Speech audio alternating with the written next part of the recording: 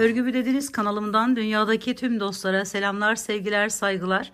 Bu videomda sizlere görmüş olduğunuz geleneksel Türk Anadolu motiflerinden eli belinde diye adlandırılan bu motif çalışmasının nasıl yapıldığını anlatmak ve paylaşmak istiyorum. Umarım sever ve beğenirsiniz. Beğeni ve yorumlarınızı aşağıdaki yerlerden yapabilirsiniz arkadaşlarım. Ayrıca kanalıma abone olursanız mutlu olurum. Evet, modelimiz eli belinde diye geçiyor arkadaşlarım. Bir kadın figürü, kadını yansıtıyor bu görüntü. Ve dişiliği sembolize eden bir model, bir çalışma. Şimdi modelimi yaparken ben Alize Artisan isimli şu şekilde biri kırmızı biri krem rengi olan ipleri kullandım. Ayrıca 2,5 milim tığ kullandım arkadaşlar. Şimdi biraz daha kalın olsun diye Alize Cotton Gold'un şöyle yine aynı iki renginden sizlere anlatmaya çalışacağım. Kullanacağım tığım 3 milim olacak arkadaşlarım. Hemen hangi renkle istiyorsam önce alt kısmından başlayarak zincir çekerek başlayacağım. Her bir motifimde motif diye adlandırılıyor arkadaşlar. Desen de diyebiliriz. Her bir motifimizde 20 tane zincire ihtiyacım olacak. Ben size şöyle bir tanesini anlatmak istiyorum. 26 tane zincir çekeceğim. 3'er tane de kenarlarda kalsın diye. Evet, hemen başlayalım. Ve zincir çekerek şöyle 2, 3...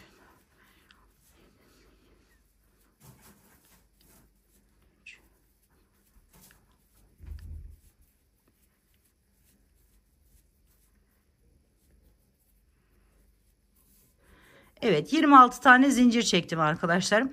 Şimdi bu aradaki bir tane bırakmıştım ben. Şu aradaki boşluğu. Siz bunu daha fazla da yapabilirsiniz. Yani bu çektiğiniz zincirlere göre zaten bunu 20-20 ayarlayıp aralarda da 5 bırakabilirsiniz, 10 bırakabilirsiniz. Peki bundan ne yaparız?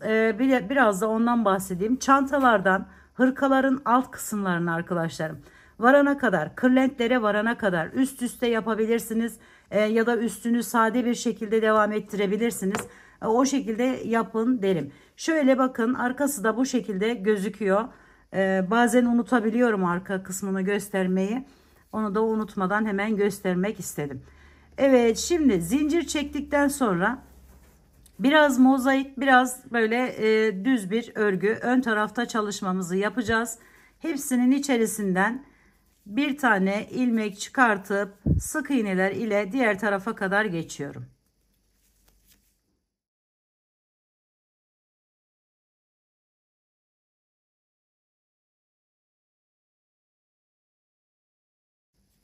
Şöyle 2 tane zincir çektim. 21 arkadaşlarım, 20 dedim galiba. Bu orta yani modelimiz 21 zincirden oluşacak.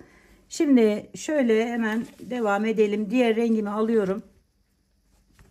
Ve bu rengimle bu burada kalacak arkadaşlarım. Bu tarafa geçiyorum. İlkinden giriş yaptım. Sonra şöyle ilmeği çıkarttım ve bir tane zincirle bağlıyorum. Daha sonra bu arka kısımlarından giriş yaparak, bakın şu V'nin arka kısmından giriş yaparak yine bu rengim ile de sık iğneler ile geçiyorum.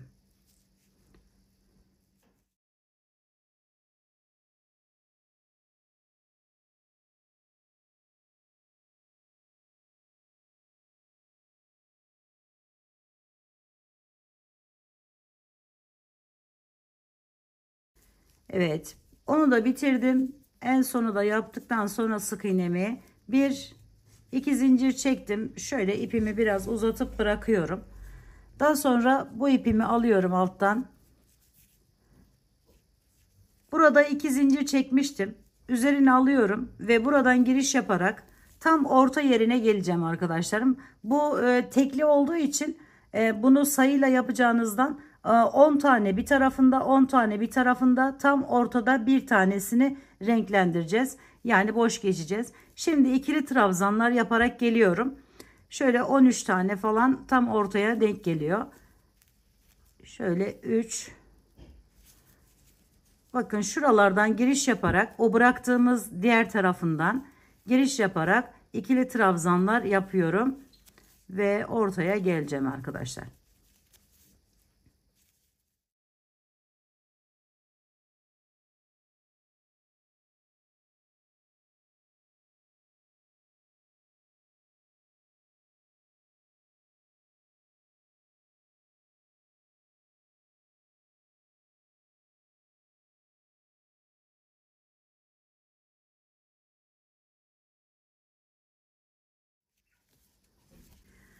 Tam orta yere geldiğimde arkadaşlarım şöyle çeviriyorum.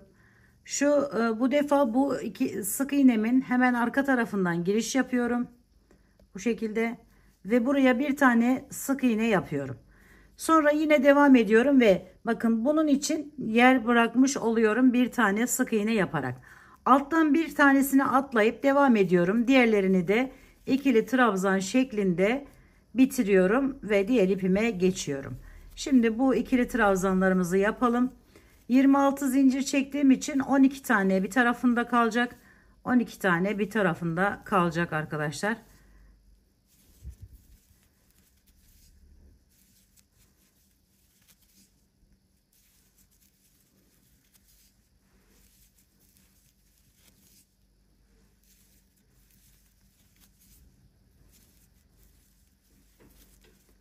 Evet, şöyle sona geldim. Yine buradan giriş yapıyorum ve şöyle ikili trabzanımı yapıyorum. Bir iki zincir çekip bırakıyorum. Buradaki diğer ipimi alıyorum. Buradan hemen ilkinden bakın şöyle giriş yapıyorum. Kenardaki yerden ve buraya sık iğneler yaparak devam ediyorum. O ortada bir bıraktığımız yere sadece bir tane ikili trabzan yaparak devam edeceğiz arkadaşlar. Şöyle sık iğnelerimizi yapalım.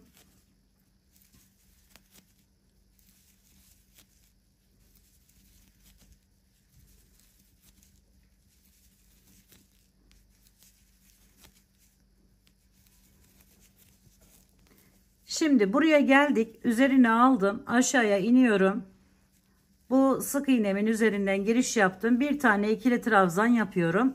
Ve diğerlerini yine buralardan alarak bakın bize bakan tarafından alarak sık iğne yaparak bitiriyoruz bu rengimizi.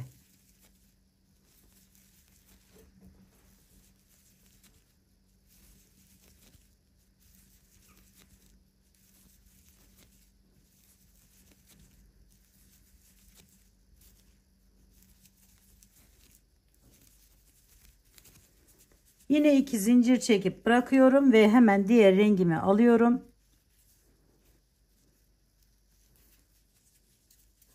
Beyazı yani kullandığınız bu alt zemindeki rengi hangisi ise onu bu kenar kısımlarında da sürekli ön tarafta tutmaya çalışın arkadaşlarım ki kenarları da düzgün olsun. Ayrıca modeli bitirdiğiniz zaman ne yapacaksanız bu kenar kısımlarına bir battaniye çalışması yapacaksanız yine bu kenarlarını dilediğiniz şekilde yapabilirsiniz. Şimdi bakın birinciyi buraya bağladım yukarıya. İkinciyi buradan alarak şu şekilde böyle alması daha kolay oluyor. Bu şekilde de yapabilirsiniz arkadaşlar. Şöyle alttan alarak da yapabilirsiniz. Ama benim bu kolayıma gidiyor. Bu şekilde alarak yaptım diğerini. Onu da sizlere bu şekilde anlatmak istiyorum. Şöyle üstünden alıp devam edelim. Buraya ortaya geldiğimizde yaklaşıyoruz. Bakın o ortada bir tane olan kırmızı rengimize. Şöyle ikili trabzanlarımı yaptım. Bir tane kaldı bakın. Bu araya 3 tane arkadaşlar. Bir tane bu tarafına, bir tane bu tarafına, 3 tane sık iğne yapıyorum. Bu şekilde. Sonra üzerine aldım. Buradan da bir tanesini atlıyorum. İkinciden hemen şu şekilde giriş yaptım ve ikili trabzanlar ile devam ediyorum. Bunu tamamen mozaik tekniğiyle yaparak da yapabilirsiniz. Yani keserek her sıranın sonunda kesme işlemi yaparsanız da güzel olur arkadaşlarım. Kesmeyi sevmeyen arkadaşlarım bu şekilde yaparak devam edebilir.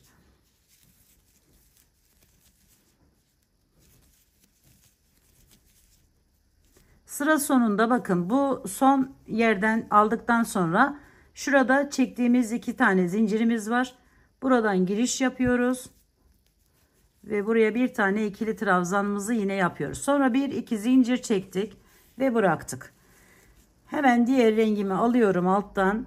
O bırakmış olduğum 3 tane sık iğne ile geçmiş olduğum yere sadece 3 tane ikili trabzan yapacağım. Diğerlerini sık iğne ile geçeceğim. Şöyle devam edelim sık iğneler ile.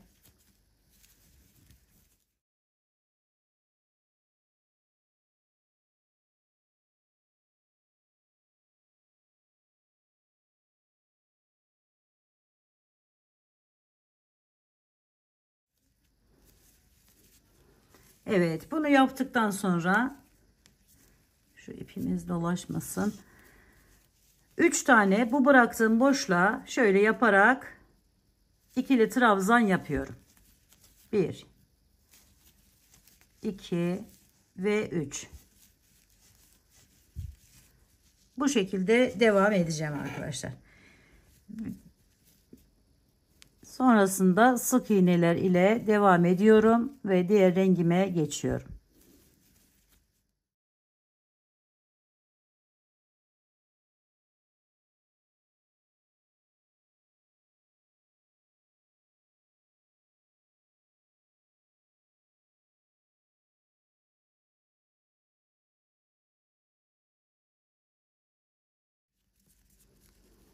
Şimdi diğer rengime geçtim yine ve buradan devam ediyorum. 3 tane olan yerime bir kalana kadar ikili trabzan yapıyorum.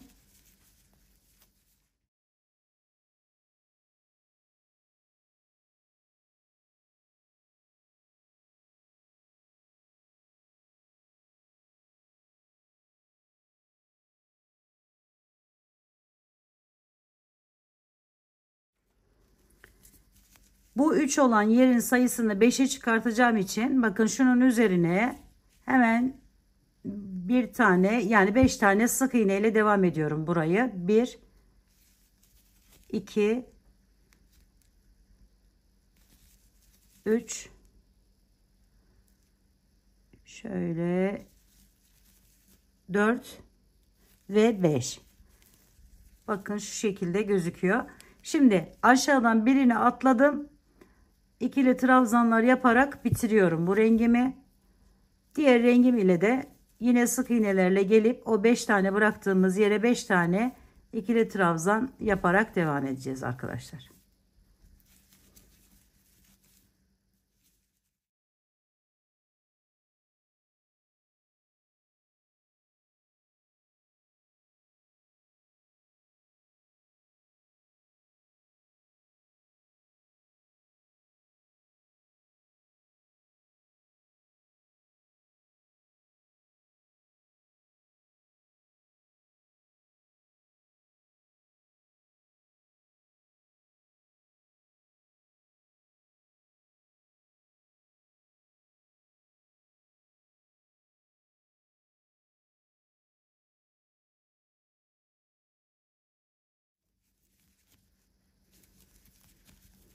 Çevirdim.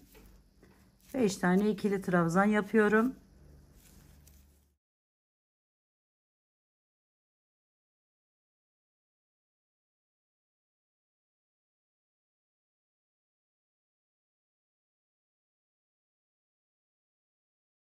Sık iğneler ile bitiriyorum arkadaşlar burayı da.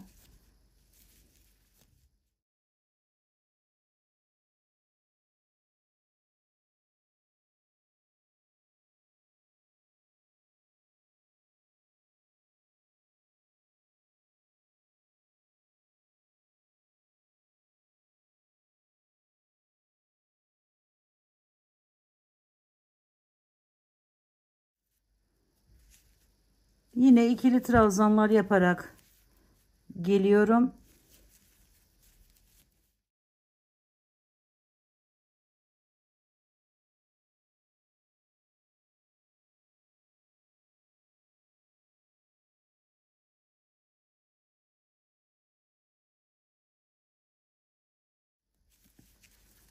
Evet, bir tane kaldı bakın burada. Bu bir ile birlikte yani şunun üzeriyle birlikte şöyle burayı hepsini 7 tane yani buraya arkadaşlarım sık iğne ile devam ediyoruz. Bir üst sırada bunu 3 ayıracağız. Şimdi 2 3 4 5 6 ve 7. Yine aşağıdan bir tanesini atlayarak ikili trabzanlar yaparak bu tarafa doğru devam ediyorum.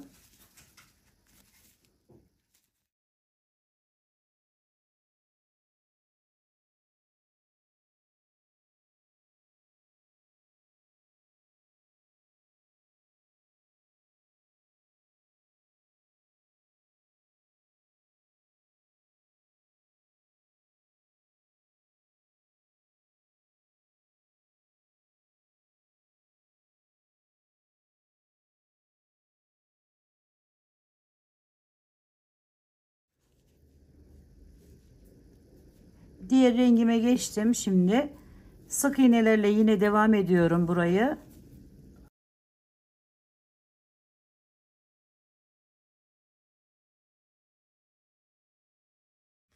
Sık iğnelerle geldim gördüğünüz gibi. Şimdi 3 tane ikili trabzan yapıyorum.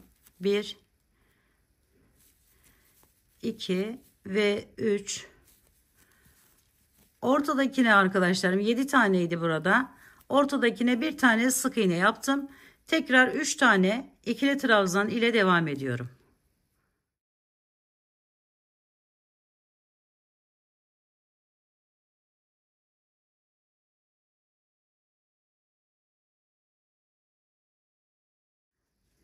Şimdi diğerlerini yine sık iğne ile bitiriyoruz ve diğer rengimize geçiyoruz.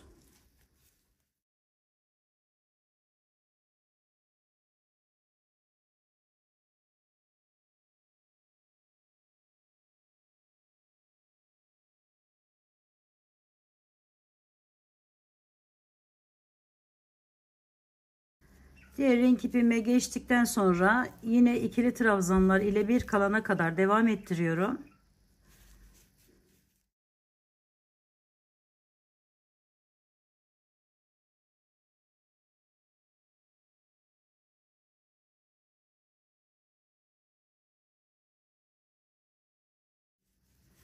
Bakın bir tanesi kaldı. Şimdi buradan 4 tane sık iğne ile devam ediyorum.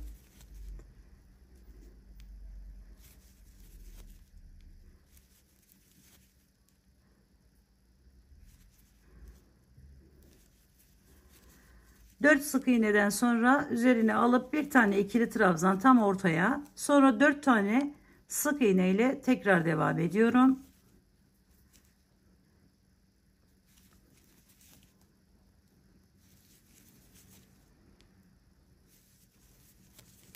Bir tane de bu tarafa geçmiş oluyor.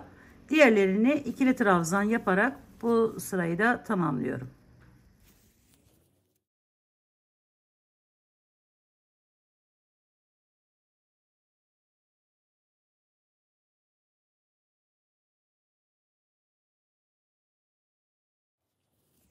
Hemen diğer rengimi aldım. Aynı şekilde sık iğneler yaparak geliyorum.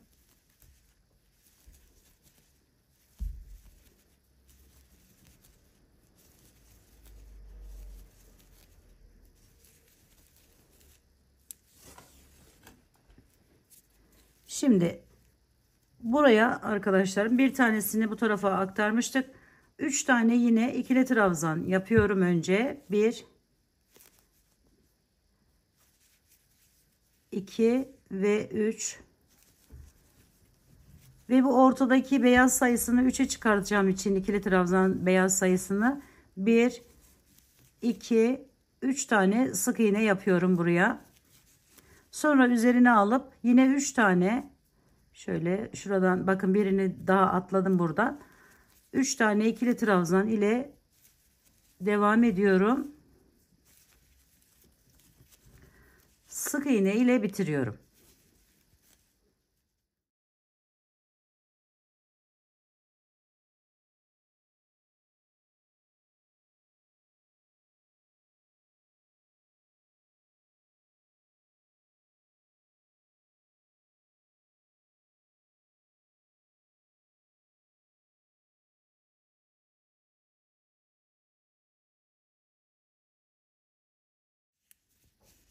Şimdi yine ikili trabzanlar ile geliyorum önce.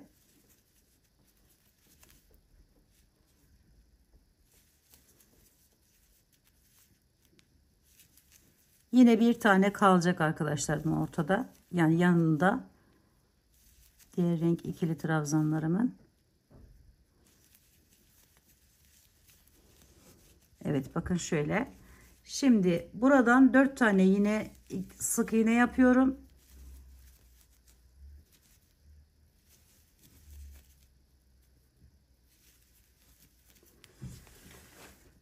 Araya 3 tane bu rengimle boş bıraktığım bu yerlerden alarak ikili trabzanlar yapıyorum.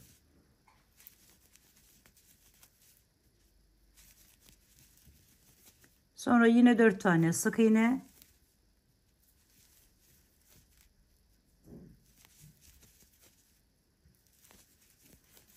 Sonra da ikili trabzanlar ile devam ediyorum. Bir ilerisinden.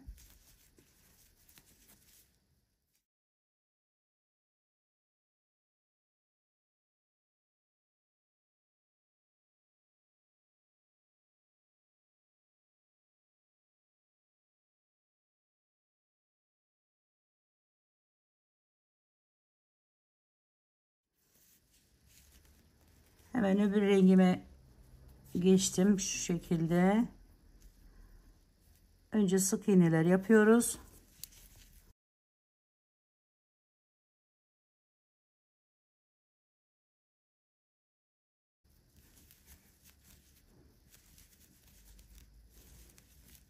Yine 3 tane ikili trabzan.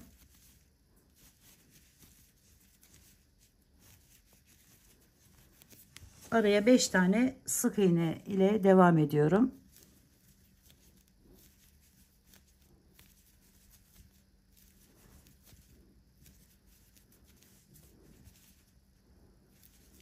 Sonra tekrar 3 tane ikili trabzan ve sık iğneler ile bu rengimizi tamamlıyoruz.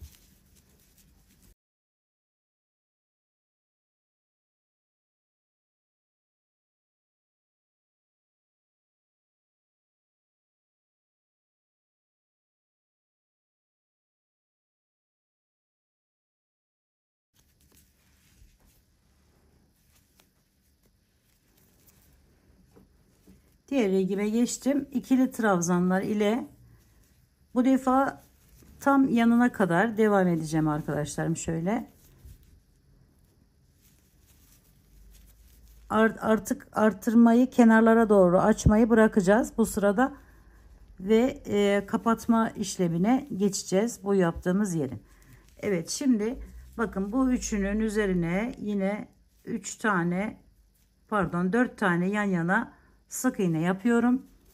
1 2 3, bir de buraya geçiyoruz, 4. Sonra bu 3 tane ikili trabzanlarımızın üzerine 3 tane ikili trabzan yapıyoruz. 5 yapmıyoruz yani bu arada. Sonra 4 tane tekrar 2 sık iğne ile devam ediyorum.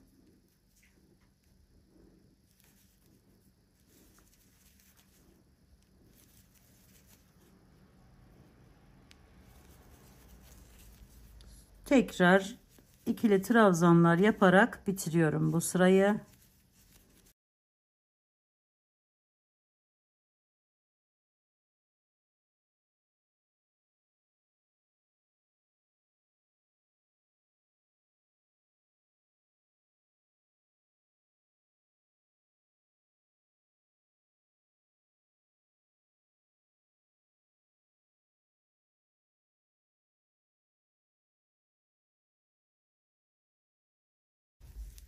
Üç tane olan ikili trabzanımın üzerine tekrar 3 tane ikili trabzan yapıyorum.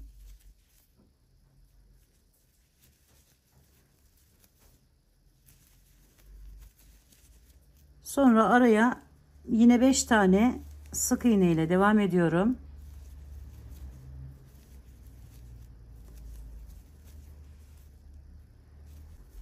Sık iğneler ile geldim gördüğünüz gibi. Şimdi bir tane daha bu alttaki 3 tane olan ikili trabzanımın ilkini alıyorum. Sonra üzerine alıp bu 3 boş yere 3 tane ikili trabzan ile devam ediyorum.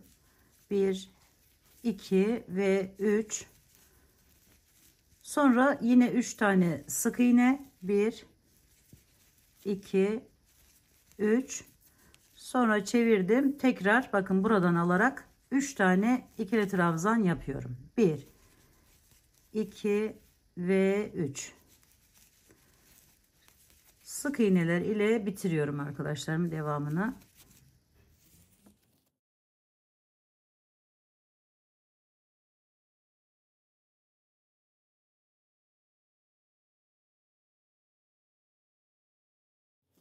Şimdi buraya geldiğimizde ikili trabzanlar ile yaklaşıyorum.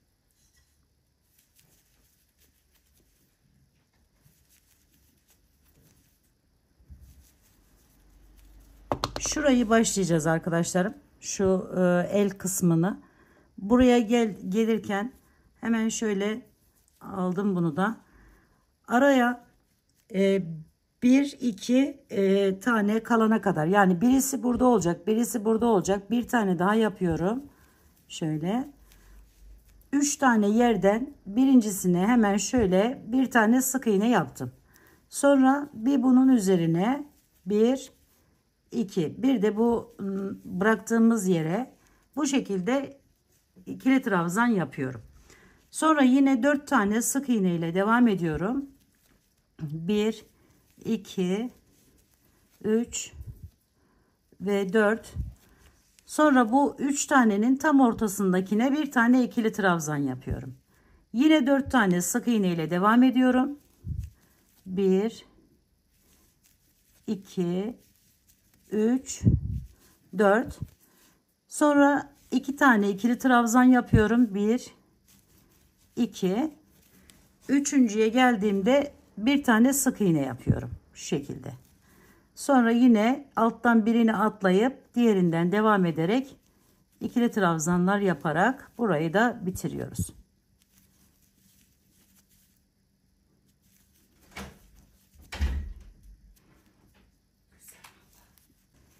Şimdi diğer rengime geçtim hemen. Yine sık iğneler ile geliyorum.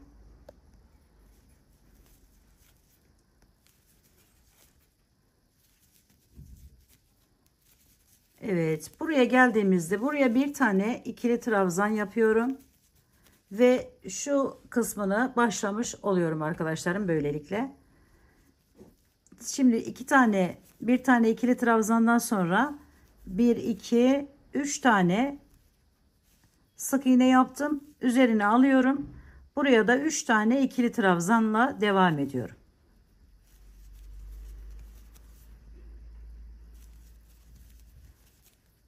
Bir tane ortaya tam sık iğne, sonra tekrar 3 tane ikili trabzan,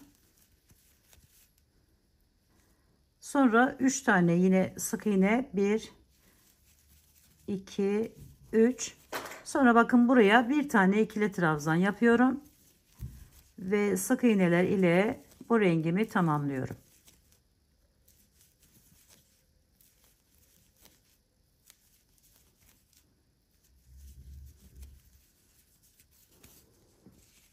Evet, görüntümüz bu şekle geldi arkadaşlarım. Şimdi hemen diğer rengime geçelim şöyle.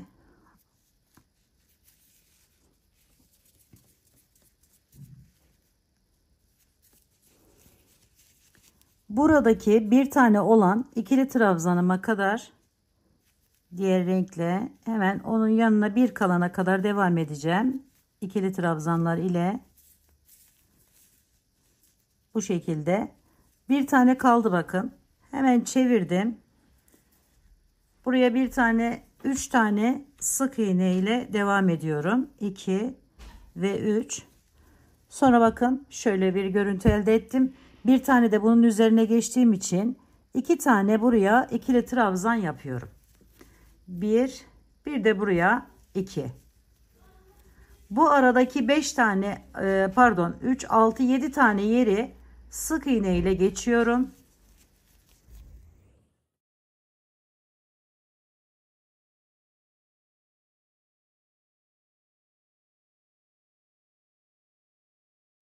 Sonra çevirdim. Yine birini buraya, bir ve ikincisini buraya 2 tane ikili trabzan yapıyorum. Araya 3 tane sık iğne ile devam ediyorum.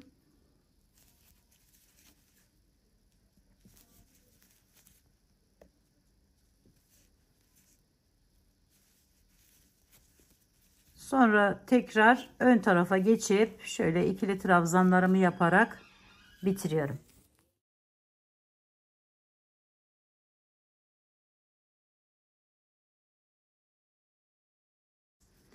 Şimdi diğer rengimi aldım.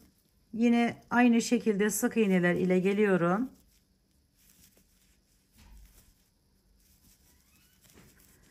Buraya geldiğimizde arkadaşlarım 3 tane bu boşluğa ikili trabzan yapıyorum.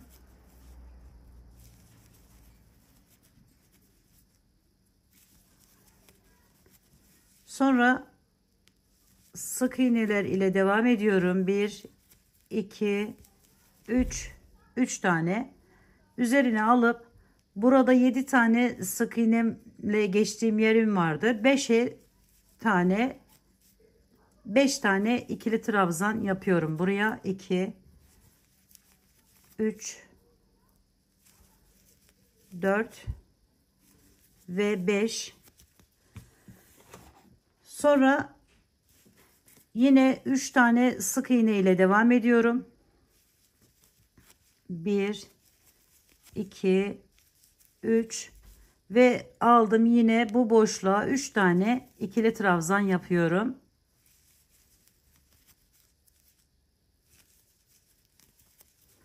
Sonra çevirdim ve sık iğneler ile bitiriyorum.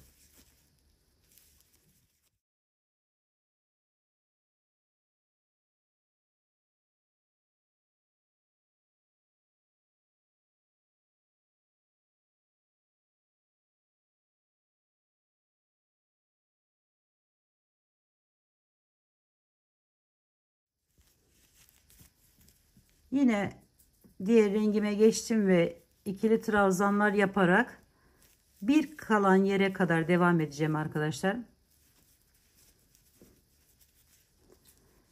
Şöyle bir tane kaldığında buranın sayısını 5'e çıkarmak için 5 tane sık iğne yapıyorum. 1 2 3 4 ve 5.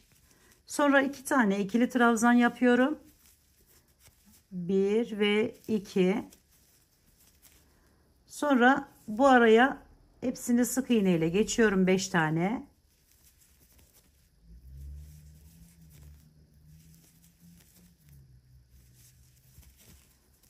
Sonra yine 2 tane ikili trabzan.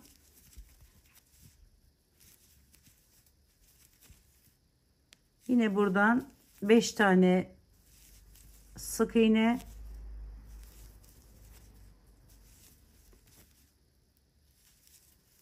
Ve diğerlerini ikili trabzanlar ile bitiriyorum.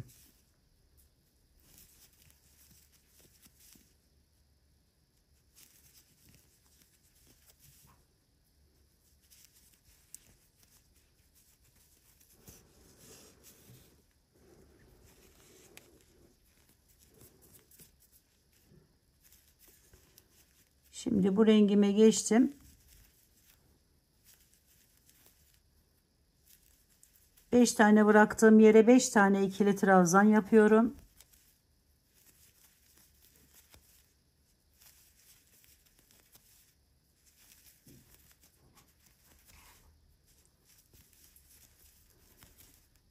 Buraya 3 tane sık iğne.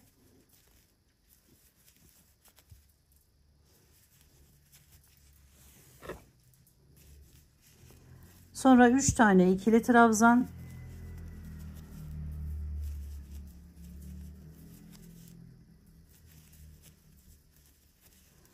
Sonra 3 sık iğne. 5 tane ikili trabzan ile devam ediyorum.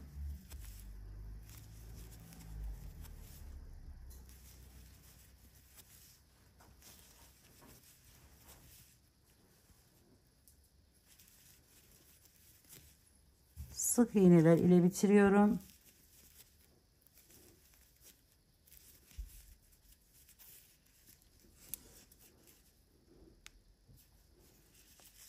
Diğer rengimi aldım hemen. Yine ikili trabzanlar yapıyorum arkadaşlarım. Bir tane kaldı bakın. Bir tane kalana kadar ikili trabzan yaptım. Hemen şöyle çevirdim. Buraya 7 tane sık iğne ile devam ediyorum.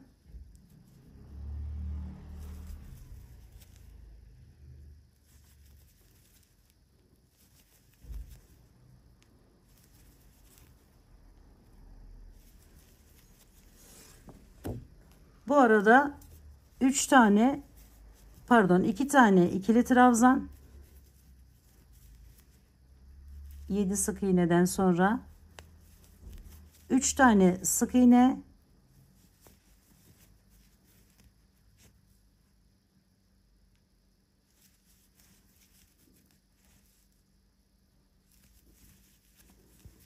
Sonra tekrar 2 tane ikili trabzan.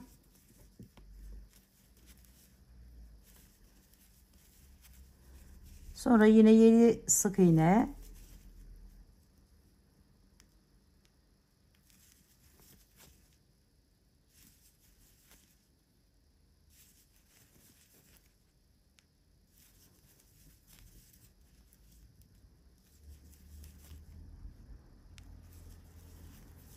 Sonra kalan 3 tane ikili trabzanı yaparak bu sırayı tamamlıyorum.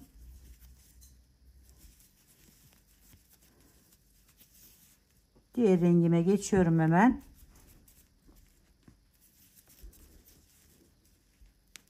Yine kenardakilere diğer sıralarda yaptığımız gibi sık iğnelerle geldim.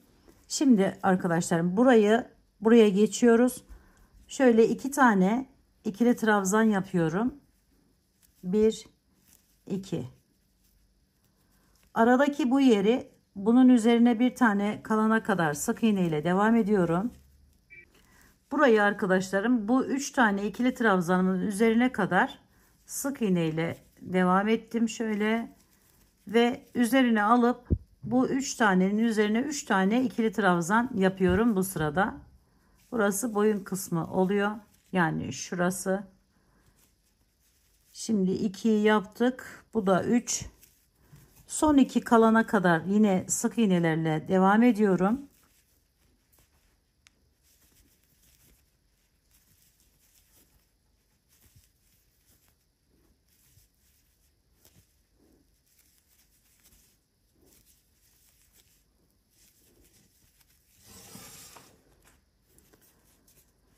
Son 2 kaldı bakın. Hemen aşağıya indim. Buradan bir tane ikili trabzan. Şöyle. 2 tane ikili trabzanımı yaptım. Sonra çevirdim. Sık iğne ile bitiriyorum.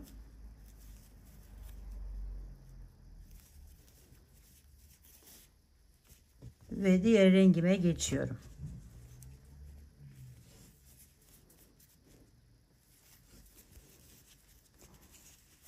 Yine ikili trabzan ile bu defa yanına kadar, yani bu yerin yanına kadar devam ediyorum. Burası arkadaşlarım şöyle olacağı için, ortada toplanacağı için 3 tane sık iğne yapıyorum buraya. 1 2 3. Bu araya ise bir tane kalacak kadar, yani şunun üzerine kadar ikili trabzan yaparak devam ediyorum. Şöyle bir tanesini atlayacağız buradan. 1 2 3 4 5 tane ikili trabzan yapıyorum ve şu arayı yapmış oluyorum. Şimdi 5 taneden sonra araya 5 tane sık iğne ile devam edeceğim. 1 2 3 4 5. Sonra yine bakın bir tanesini atladım. 5 tane ikili trabzanla devam ediyorum. 2 3 4 5. 3 tane sık iğne yapıyorum. 1 2 3. Sonra ikili trabzanlar ile bitiriyorum.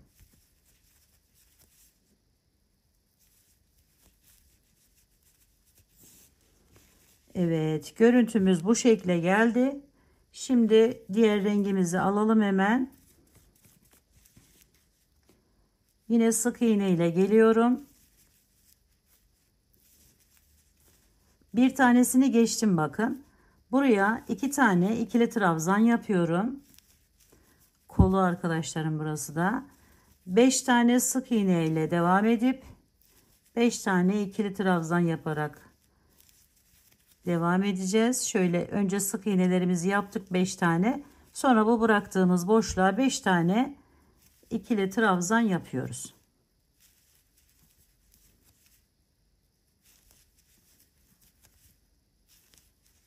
Yine 5 tane sık iğnemizi yapıyoruz.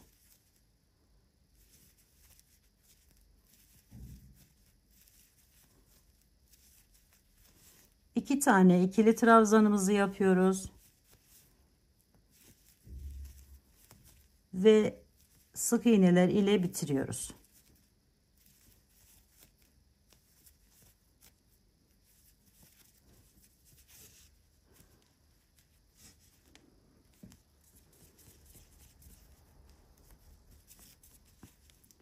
Diğer rengime geçtim ve ikili trabzanlar ile geliyorum. Bakın şeye kadar geldim, yanına kadar 3 tane sık iğne ile devam ediyorum burada.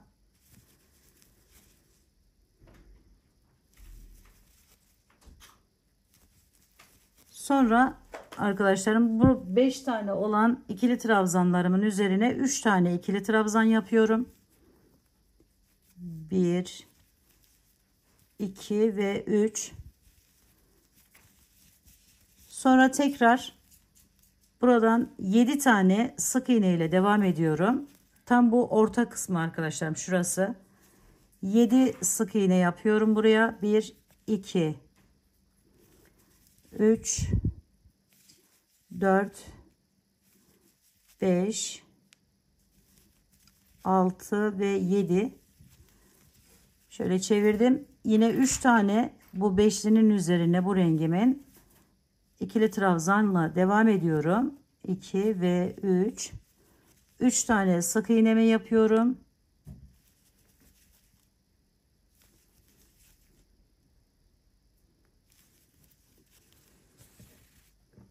Sonra üzerine aldım ve buradan ikili trabzanlar yaparak bu sırayı tamamlıyorum.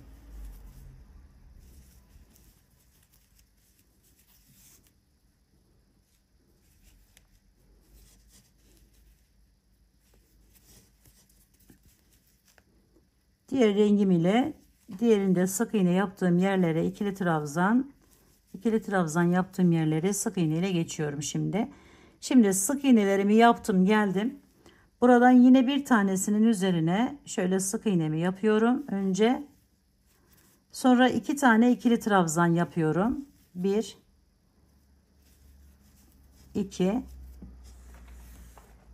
Sonra 3 tane sık iğne ile devam ediyorum. 2 ve 3. Sonra arkadaşlarım, bu bıraktığımız 7 yere 7 tane ikili trabzan yaparak devam ediyoruz.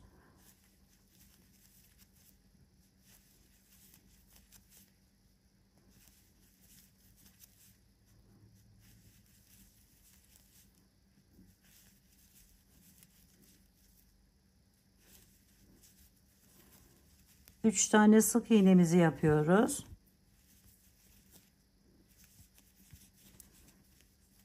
Sonra 2 tane ikili trabzan yapıyoruz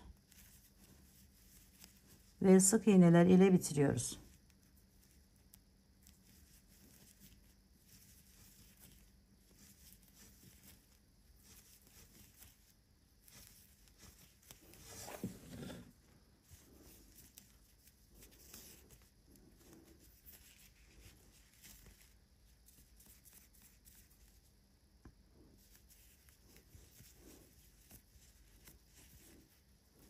Şimdi yine diğer rengime geçtim ve hemen aldım. Gördüğünüz gibi ikili trabzanlar ile devam ediyorum.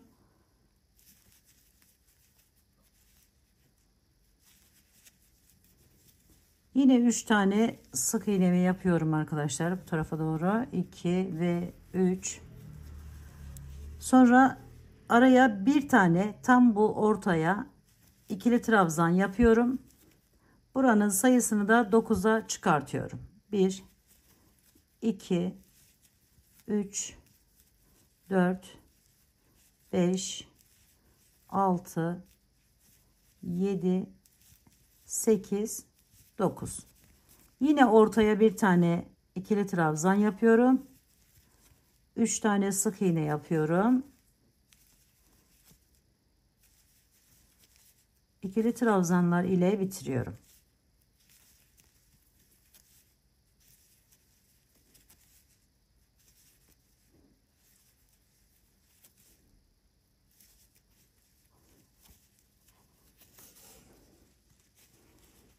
Bakın görüntümüz bu şekle geldi.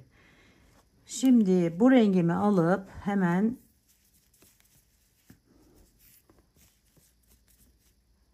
şöyle sık iğneler ile geliyorum.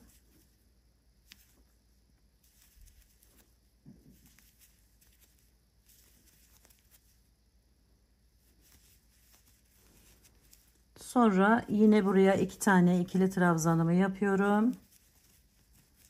Bir tane sık iğne yapıyorum. 9 tane ikili trabzan ile devam ediyorum arkadaşlarım bu sırada.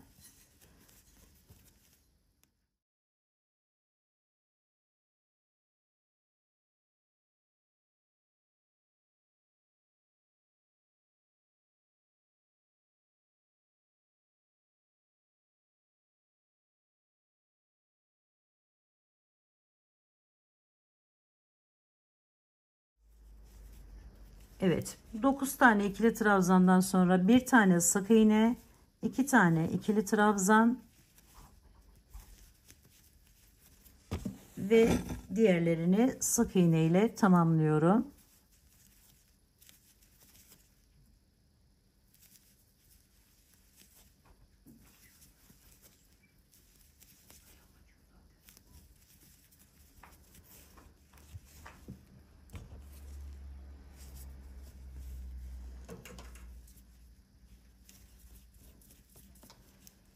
Diğer rengime geçip kenardaki ikili trabzanlarla başlıyorum bu sıraya.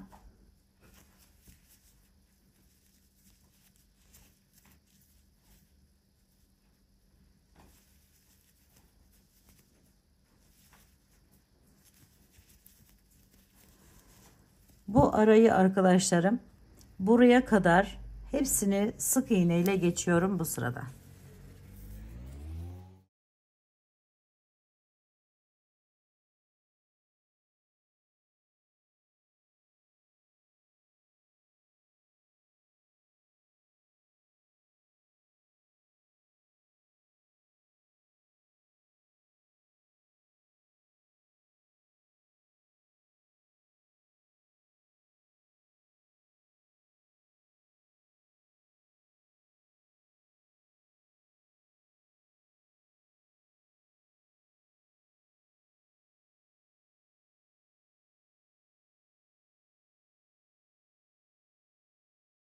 Şimdi diğer rengime geçtim. Yine sık iğnelerle geliyorum arkadaşlarım şöyle.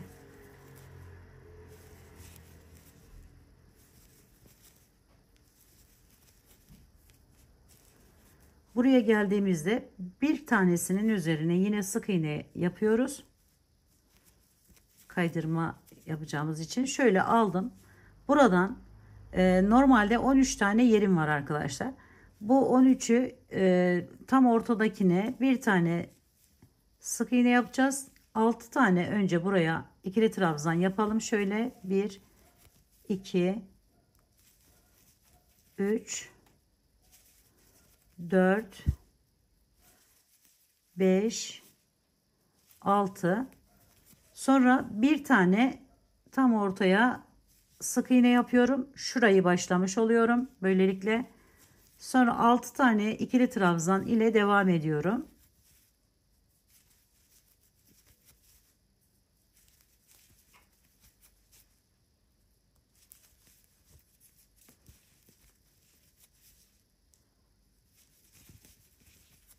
Beş ve 6. Sonra sık iğneler ile bitiriyorum.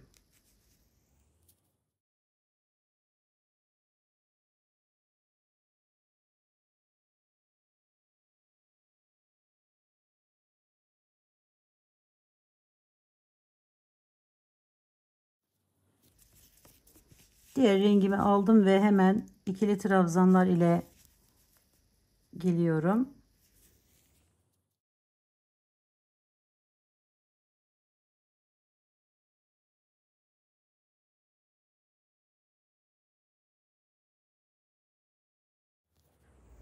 Bu altının üzerine 6 tane sık iğne yapıyorum.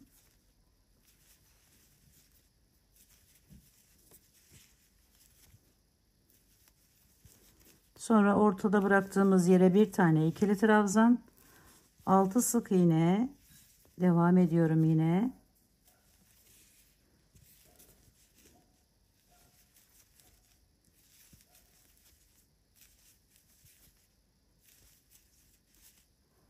İkili trabzanlar ile bitiriyorum.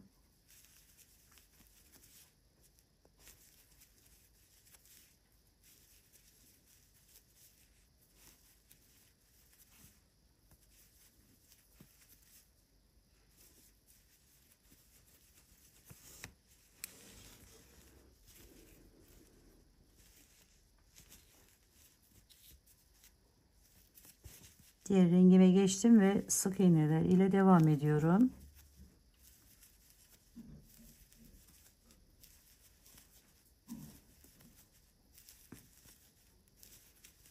Bir tanesini daha geçiyorum arkadaşlar. Burayı da artık kapatıyoruz. Şöyle ve buraya, buradan bir tane, diğer taraftan bir tane, 4 tane ikili trabzan ile devam ediyorum. Şimdi 3 ve 4, araya 3 tane yine sık iğne ile devam ettim. Yine 4 tane ikili trabzanımı yapıyorum. 2 3 4, sonra sık iğneler ile bitiriyorum bu sırayı.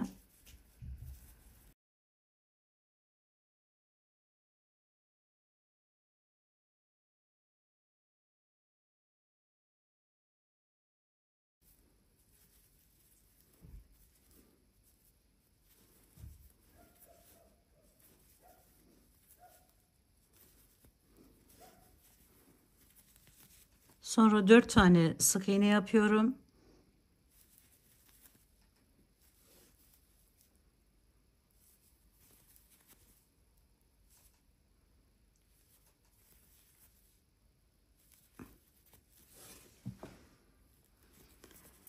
Üç tane ikili trabzan boşluğa.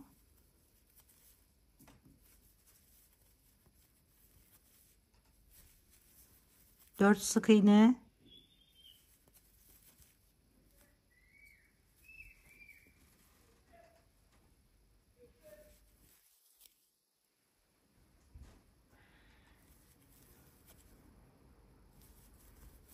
İkili trabzanlar ile bitiriyorum.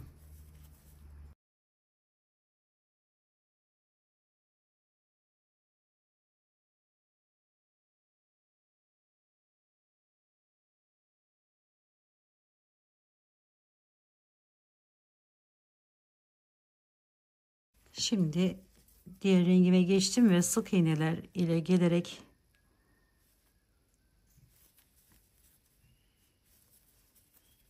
dört olan sayıyı arkadaşlar 3'e düşüreceğiz.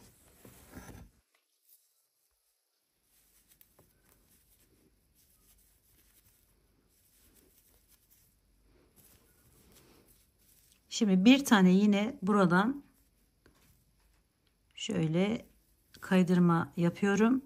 Sonra üzerine aldım. 3 tane buraya ikili trabzan yapıyorum. Yani buradaki 4 sayısını 3'e düşürmüş oluyorum böylelikle. 1 2 3, aradaki 3 tanenin üzerine yine 3 tane sık iğne yapıyorum. 3 tane ikili trabzan yapıyorum. 1 2 3 ve sık iğneler ile tamamlıyorum.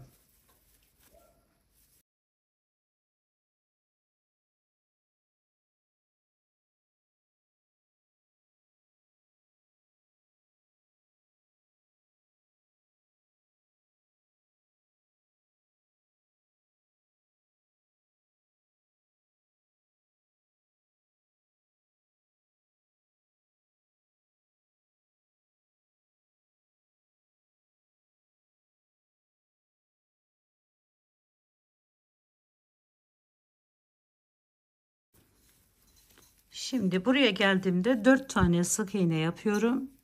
1 2 3 4, sonra Bu üçün ortasında tam bir tane ikili trabzan, 4 tane sık iğne,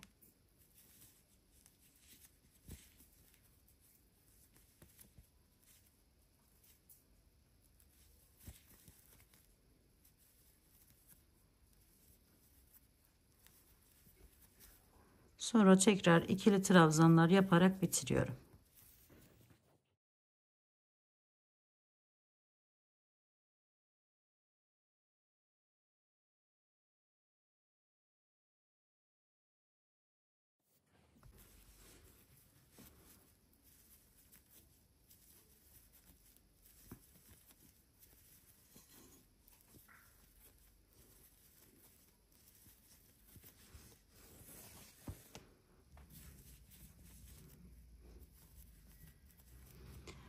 Bu şekilde bir tane geçtim arkadaşlarım ve 3 tane ikili trabzan yapıyorum buraya. 1 2 3, ortaya bir tane sık iğne, tekrar 3 tane bu tarafa da aynı şekilde ikili trabzanla devam ediyorum. 1 2 3 ve burayı da kapatmış oluyorum. Sık iğneler ile bitiriyorum.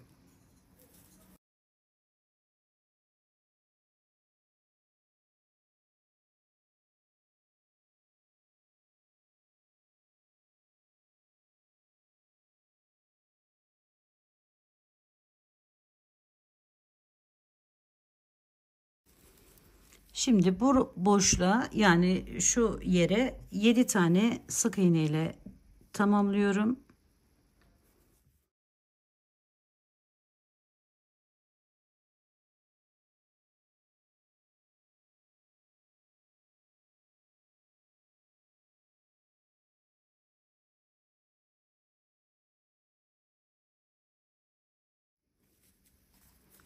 Sonra yine ikili trabzanlar yaparak bu rengimi tamamlıyorum.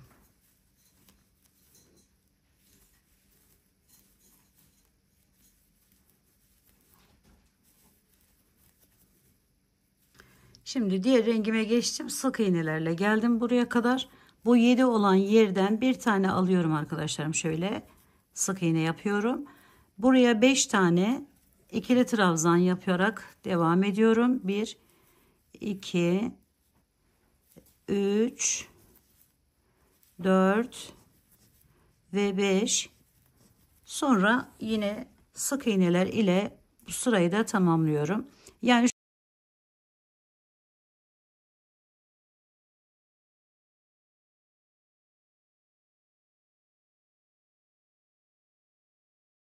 evet, bu rengimle bakın buraya kadar geldim. Sık iğne, ikili trabzanlar ile bu ortadaki yere 5 tane şöyle sık iğne yapıyorum.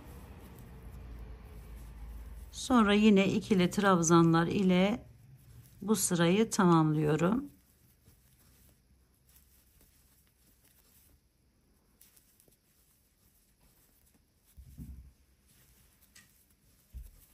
Diğer rengime geçtim. Sık iğnelerle geldim. Bu 5 olan sayıyı 3'e düşürüyorum arkadaşlar. Yani 3 tane ikili trabzan yapıyorum. Aynı şekilde 1'e de düşüreceğiz ve artık modelimizi tamamlamış olacağız arkadaşlar. Şöyle aynı şekilde 1'e de düşürelim ve gelelim. Evet arkadaşlarım, bakın bu şekilde modelimizi tamamlamış olduk. Eli belinde bir kadın figürü daha yapmış olduk arkadaşlar. Bu sıra zaten düz bir şekilde devam ediyor. Ve en son olarak da bir sıra, bakın bitirdiğiniz zaman, yani bir battaniye çalışmasında özellikle bu size lazım olabilir. Bir sıra sık iğne yapıp alttaki gibi görünmesini sağlayabilirsiniz. Bu videomda da size bu eli belinde kadın figürünü anlatmak, paylaşmak istedim.